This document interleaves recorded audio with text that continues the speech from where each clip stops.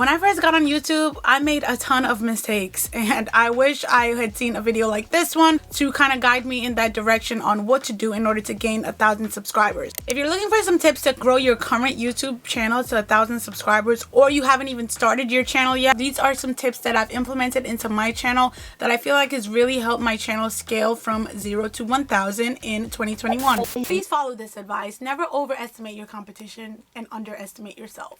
You are capable of a lot. There are people with a lot of knowledge out there with under a certain amount of subscribers. They're waiting for their consistency and their frequency of posting to pay off. So if you're one of those people, don't get discouraged. I have a long way to go, but on my journey to 1,000 subscribers, I feel like I would share, those tips aside from the standard tips that I normally see all over YouTube. Hey everyone, it's Kedz Abigail here, and I create self-care content that feeds your passion, profession, and physical well-being. So if that is something that you're interested in, consider subscribing. So I created my channel way back in 2017, creating videos here and there for fun. And when I decided to take YouTube seriously was about April of 2020. So exactly 1 year ago, where I uploaded consistently. So I averaged about 53 videos between April of 2020 to April of 2021. So it took me a very long time to get 1,000 subscribers, and it was just a large learning curve. When I started to take YouTube seriously, I watched a ton of these videos. So if you've watched any 0 to 1,000 subscriber video on YouTube, you've probably heard at least one of these 5 tips. These tips are to stay consistent, upload frequently, niche down, be yourself, or the 5th tip is that it takes time and patience. Most of the videos summed up, these are the tips that I hear over and over and over again. These things are the prerequisites to gaining 1,000 subscribers. I feel like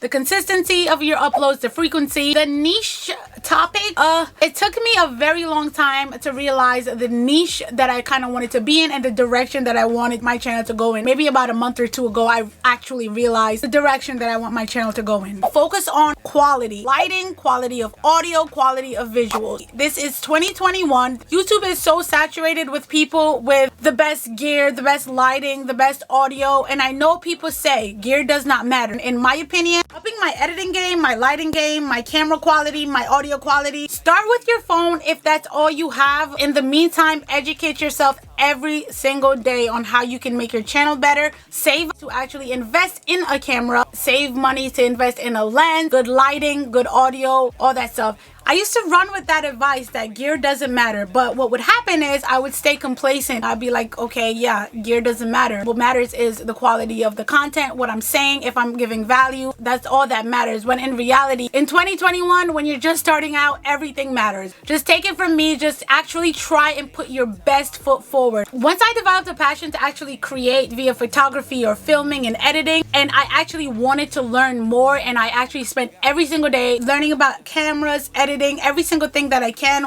Once I actually invested the time and effort into learning this, people notice these things. It's not necessary to start out, but when you're trying to scale and grow your channel, I would take the time to seriously learn about how you can improve your content via visuals, audio, and lighting. Focus on your title and thumbnail like your life depends on it. I'm not kidding. Like, that's probably one of the most important things. Someone always decide to mow the lawn when I turn on the camera. Oh my god. People say, okay, yeah, focus on your thumbnails. Okay, what do you mean? Make good quality thumbnails. This is how I determine a good quality thumbnail and title. Asking myself one simple question. If you're like me and you've been watching YouTube videos for years, you know exactly what type of title and thumbnail you click on. Now, when I started to ask myself this question, oh my god, I feel like my channel improved so much. The simple question of would I click on this title and would I click on this thumbnail is what I ask myself every single time I create a title and every single time I create a thumbnail. I ask myself this question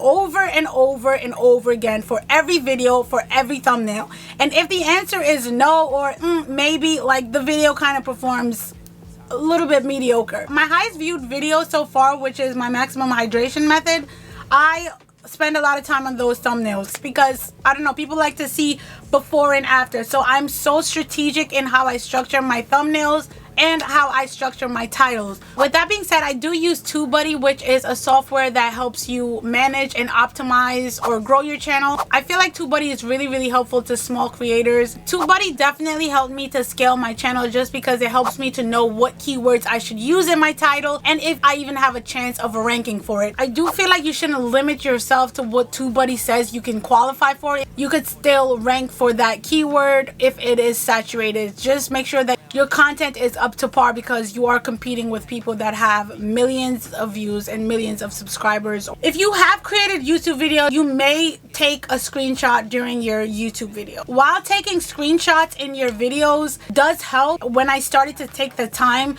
to take my camera, when I had my older camera, I used a remote button to take my thumbnail pictures, or in this case, with this new camera that I have, it has a Wi-Fi connection, so I just have everything on my phone. So I can just take my thumbnail pictures on my phone and then I'm good to go. Taking the time to actually generate your thumbnails by taking a physical picture, that will go miles. The quality that your viewers will see, or people that don't know your channel will see, they will look, regardless of you being a small channel, if they look at your thumbnails and they're good quality, they will be intrigued to click on the video. Versus if I just, you know, take a little screenshot with me like doing random things in my videos, you could tell that it's not intentional. So that's just a quick tip that I have. So even whether you want to take your phone and take a thumbnail that way too, just be very cognizant of that. The third tip that I have is in relation to the second tip, and that is to plan out your content as much as you can. So think about the title, the thumbnail, the contents of your videos before you even hit record. This was the biggest mistake that I've made when I started. I don't know what I was thinking. Even if it was a hair video or something like that, I would literally just turn on the camera and what direction am I going to take this video in?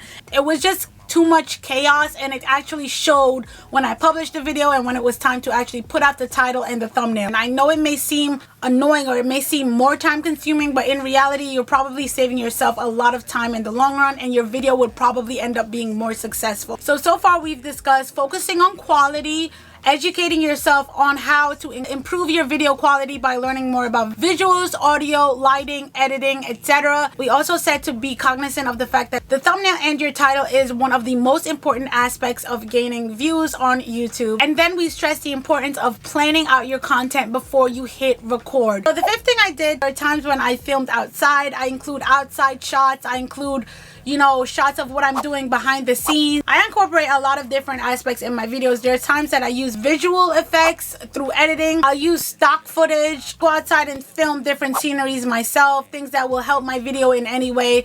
These are things that I feel like the effort showcases also through your videos. And if you're taking this seriously and you actually do want to scale your channel, put a lot of effort and time in it. If you don't take the time out to actually educate yourself on how to do that and actually commit, your content is gonna show through that. So that's the mentality that I had. It's helped me to scale my channel to 1,000 subscribers. Through all this and through learning to do YouTube, I've fallen in love with the process of filming, editing, taking videos, really developed a passion for creating in general, and I think that you may find that you enjoy it as well. We can have a part 2 to this video if you guys think that these tips were helpful, where I show you exactly how I make my thumbnails, exactly how I film, edit my videos, the equipment or gear that I use. If this is something that you are interested in, hit that subscribe button, comment down below, and I will see you guys in the next one.